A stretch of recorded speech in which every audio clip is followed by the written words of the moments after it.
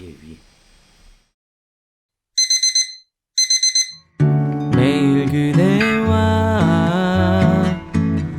아침 햇살 받으며 매일 그대와 잠이 들고파 매일 주님과.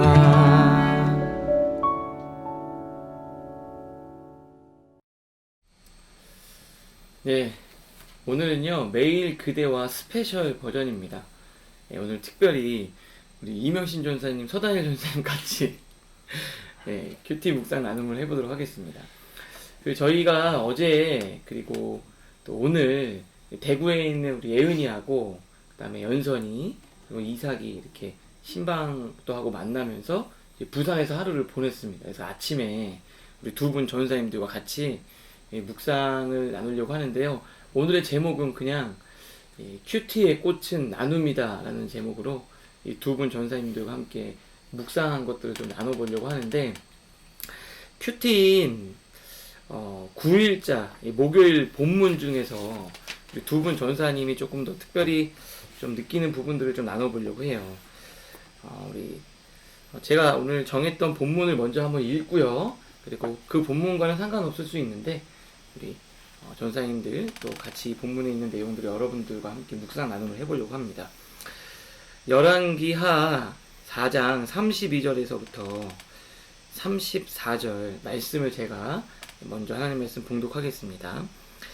엘리사가 집에 들어가 보니 아이가 죽었는데 자기의 침상에 눕혔는지라. 들어가서는 문을 닫으니 두 사람뿐이라. 엘리사가 여호와께 기도하고 아이 위에 올라 엎드려 자기 입을 그의 입에, 자기 눈을 그의 눈에, 자기 손을 그의 손에 대고 그의 몸에 엎드리니 아이의 살이 차차 따뜻하더라. 아멘. 아무래도 오늘 두 분 전사님과 같이 큐티 나눔을 하니까 오늘이야말로 큐티에 정말 아름다운 꽃을 장식하는 날이 아닐까 또 생각이 듭니다. 전사님 잘 주무셨어요? 이렇게 긴장하시고 네, 자 우리 한번 나눠주시면 좋을 것 같은데, 서다일 전사님은 오늘 묵상하면서 어디 보면 좀 좋았어요? 꼭 한 구절을 이렇게 꼽기는 어려운데요. 저는 좀 계속 좀 머릿속에 남아있던 게 28절에 28절에 네, 이제 엘리사에게 가서 여인이 이르되 내가 내 주께 아들을 구하더이까 나를 속이지 말라고 내가 말하지 아니하더이까 하니 라는 이제 이 말이 좀 계속 제 머릿속에 이제 맴돌더라고요. 그러니까 이제 아들을 낳을 수 없는 그런 불가능한 상황인데 아들을 낳겠다고 하니까 나를 속이지 말라고 그랬잖아요, 어제. 그런데도 이제 하나님이 아들을 주셨는데 그렇게 너무 행복하게 살았는데 갑자기 또 아들이 죽으니까 와가지고 왜 내가 아들을 구하지도 않았는데 주셔놓고 그렇게 나를 행복하고 설레고 그렇게 만드셨다가 또 왜 이렇게 아들을 뺏어 가시냐. 어떻게 보면 약간 따지듯이 이렇게 묻는 이 여인의 그게 조금 마음에 많이 와닿았어요. 근데 이제 정말 그 비통한 심정으로 엘리사를 찾아왔는데 괜찮냐, 평안하냐라고 했을 때 근데 평안하다고 그러잖아요. 그래서 이 아줌마가 왜 평안하다고 하지? 약간 좀 그런 질문도 제 안에 생기고요. 근데 이게 묵상하다 보니까 이게 그냥 괜찮은 척 하는 게 아니었구나 하는 게 이게 느껴지더라고요. 여사님도 오늘 뭐 특별히 문제 없어요? 문제 없다고 저한테 괜찮다고. 이게 사용을 하다 보면 그렇잖아요. 이게 맞아요. 안 괜찮은데 괜찮은 척 해야 되고 맞아요. 또 어떻게 보면 또 사역자다 보니까 이런 거를 안 괜찮다고 얘기할 수가 없고 그런 부분이 약간 좀 공감이 되긴 했어요. 근데 우리의 모습이랑 이 여인의 모습은 조금 다른 것 같더라고요. 맞아요. 저도 생각을 해보니까 이게 아예 처음부터 어떠한 이것이 주어지지 않으면 사실은 그렇게 힘들지 않잖아요. 근데 이제 약간 희망과 어떤 기쁨과 즐거움을 먼저 누린 다음에 그것이 없어질 때가 더 고통스러운 것 같은 거예요. 만약에 진짜로 아이가 없었으면, 차라리 없었으면은 덜 힘들겠는데, 하나님이 주셨는데 하나님이 주신 그 과정 가운데서도 이 문제가 생길 수 있으니까 되게 힘들 것 같다 생각이 좀 듭니다. 청년들한테도 좀 그런 부분이 좀 많이 와닿을 것 같기도 하고, 평안한데 평안하다고 말했는데 사실 나는 전혀 평안하지 않은, 너무 괴로운 그런 상황도 있을 것 같다 생각이 저도 드는 것 같아요. 전사님은? 저는 아까 우리 읽었었던 34절 말씀을 조금 묵상을 했는데, 이제 34절? 네, 이제 뭐 수넴 여인의 아들을 이제 고치는 방법에서 이제 엘리사가 사용한 방법이 있잖아요. 그의 그의 입을 그의 입에, 그리고 자기 눈을 그의 눈에, 자기 손도 그의 손에 대고 그의 몸에 엎드렸다. 사실 좀 생각해보면 좀 이렇게 그 그림이 이상하잖아요. 그리고 굳이 이런 방법을 사용을 해야 하나. 사실 이제 뭐 청년들이나 이렇게 많은, 저도 그렇고 이런 이제 본문을 딱 묵상할 때 잘 이해가 되지 않는 부분들을 항상 물어보니까, 저도 이제 답할 거를 항상 생각하면서 왜 하나님이 엘리사에게 이런 방법을 사용하실까? 어젯밤에도 이걸 계속 보는데 사실 솔직히 말하면은 모르겠어요. 음, 근데 지금 잘 생각해 보면은 모르는 게 맞지 않나. 음, 그러니까 저도 뭐 맨날 뭐 말씀 안에 있는 뭐 여러 가지 막 되게 놀라운 기적들이나 이적들에 대해서 막 이런 식으로도 설명해주고 저런 식으로도 설명해주지만, 때로는 이제 그것이 맞을 수도 있지만, 때로는 우리가 그런 것들을 다 이해하지 못하는 것도 하나님께서 우리에게 주시는 은혜이고, 하나님이 우리에게 진짜 원하시는 게 아닐까라는 생각을 좀 해봤어요. 제가 어릴 때부터 저도 되게 생각이 많고 잔머리를 좀 많이 굴리는 사람이어서, 이게 제가 원하는 게 있으면은 기도를 하지만 사실은 제가 원하는 방법과 그림을 항상 그려요. 그러니까 어떤 결과를 위해서 하나님 다 해주실 거예요, 하나님 제발 해주세요라고 말은 하지만, 그 결과와 과정조차도 내가 원하는 방법으로 하나님이 그걸 이끌어 가시기를 되게 원하는 제 안에 그 욕망이 있더라고요.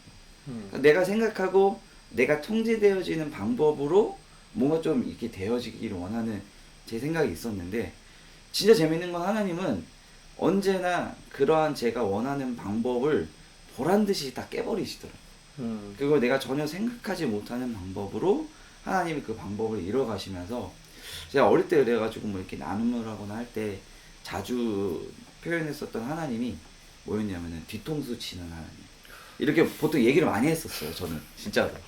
왜냐면 내가 생각하고 내가 계획하면은 무조건 그걸 안 해주시더라고요.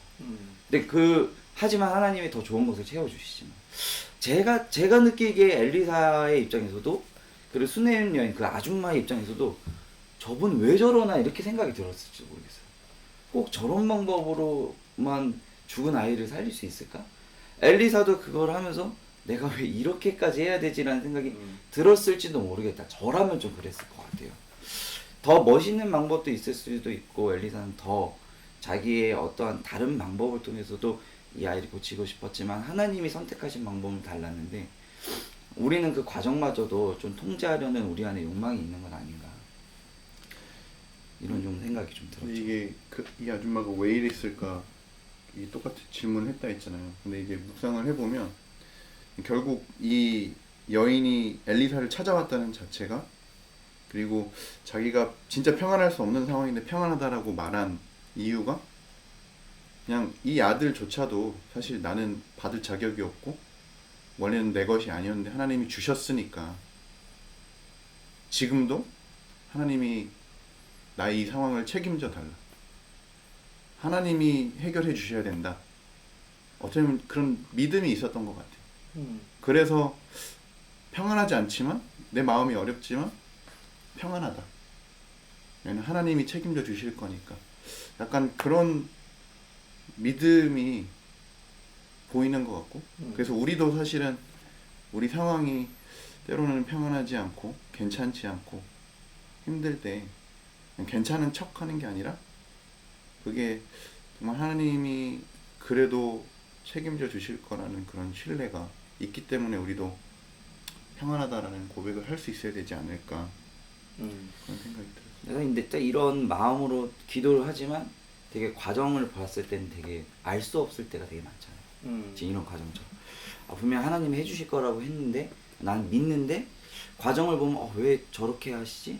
내가 원하는 길이 아닌 것 같은데 나는 원하는 게 이런 건 아니었는데 근데 하나님은 사실 더 분명하고 또 하나님이 원하시는 방법으로 더 크게 일을 해주시는 것이지만 그 과정을 우리가 따라가지 못할 때가 되게 많은 거예요. 사실 그런 모습들이 우리 안에 있지 않은 그런 조급함이 있고 그런 불안함이 우리 안에 있는 것은 아닌가. 근데 오늘 말씀 이렇게 묵상해 보니까 우리가 최근에 청년들 만날 때 다 맞아요.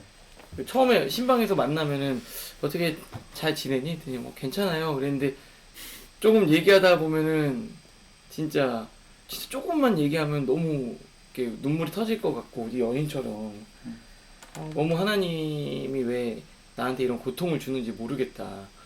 아까 말한 것처럼 하나님이 정말 더 나이스한 방법으로 해주셔도 되는데 근데 사실은 그때 옆에서 이제 솔직히 해줄 말이 하나도 없잖아요.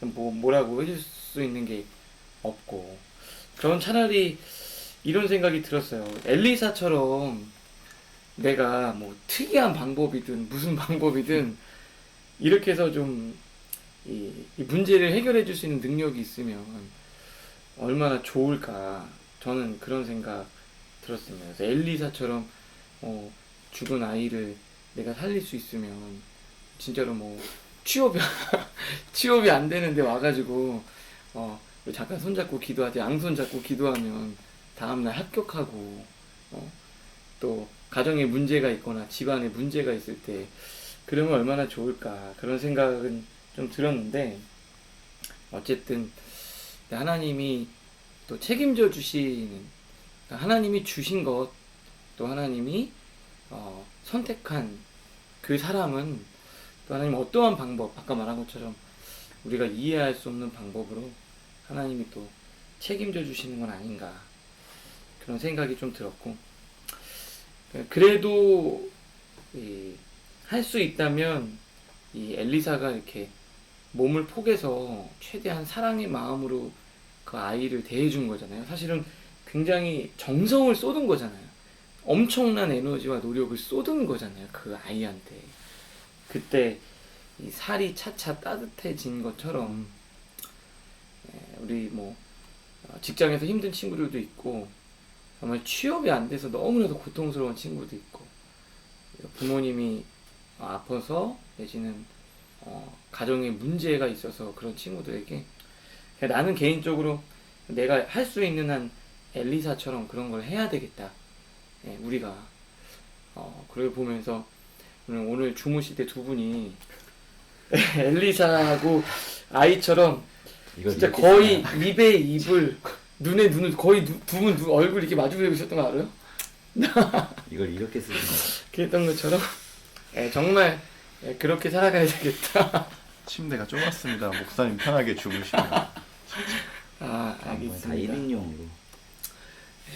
좀 그렇게 또 보내면 좋겠다 생각이 듭니다. 우리 찬양 하나 부르고 또 기도하고 갔으면 좋겠는데 혹시 어떤 찬양? 이 찬양 같이 한번 부르면 좋을 것 같은데 또 이 아침에 또 찬양하니까 아침에 주의 인자하심을 함께 찬양하면 좋겠습니다.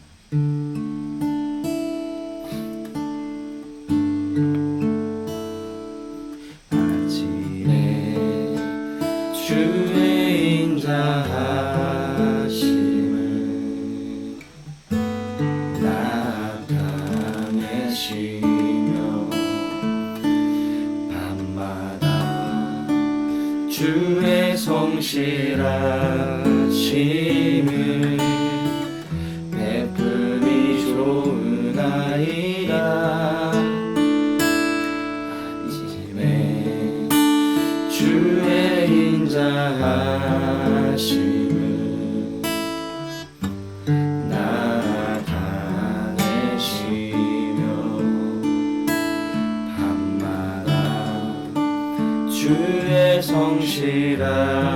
성실하심을 내 품이 좋으나이다. 여호와께 감사하며 주의 이름을 찬양. 여호와께 감사하며 주의 이름을 찬양. 여호와여 주의 행사가 어찌 그리 크신지요.